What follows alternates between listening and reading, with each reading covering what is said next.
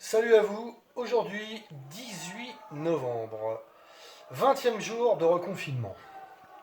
Et bien aujourd'hui, ça va faire 3 ans que Malcolm Young nous a quittés, déjà. Malheureusement, je ne pourrai vous chroniquer l'album d'ACDC parce qu'il est en chemin, je ne sais où, entre le magasin de disques et chez moi. Ce matin, je me suis décidé de sortir ce t-shirt Holocaust, groupe écossais du début des années 80. C'est un groupe que j'ai découvert par l'intermédiaire d'un magazine de l'époque qui s'appelait Enfer Magazine. Et là j'avais ouvert et dans les chroniques de disques, il y avait cet album de chroniqué. Du coup, je suis allé à Paris, au magasin, des rares magasins qu'il y avait à l'époque, qui s'appelait Jukebox. Maintenant il est fermé, donc je peux en parler, ça fait pas de la pub, c'est gratuit, voilà. C'est un magasin où il y avait pas mal d'imports. Et du coup, je demande au vendeur l'album, il me le présente, et là, j'ouvre la pochette. Et là, je vois une bande de déglingos.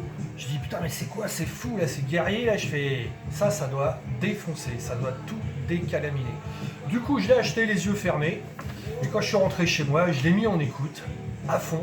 J'ai réveillé mes parents, j'ai réveillé les voisins, c'était mortel. Ce groupe là, ils ont fait donc juste avant le premier album Night's Comer, donc la même chose que mon t-shirt. Premier album, ensuite le live. Malheureusement il y a eu des tensions dans le groupe et ils sont un petit peu perdus. Il y a John Mortimer qui a continué l'aventure, mais bon, il touche un peu à tout. C'est pas la magie de ces deux albums-là. À savoir que aussi, ce groupe-là, ça doit vous dire quelque chose, Holocaust, parce que nos amis de Metallica sur The Garage Day EP ont fait une reprise de Small Hour, un titre d'Holocaust.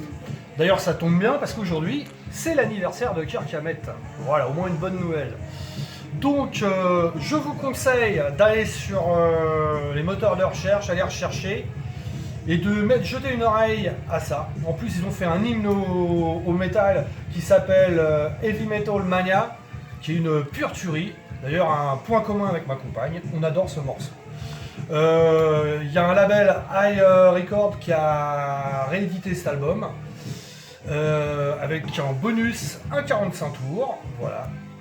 En tout cas, je vous souhaite une bonne recherche, une bonne écoute, et puis à bientôt, normalement demain, si tout se passe bien. Allez, ciao, bye, que le métal éclate ton futal.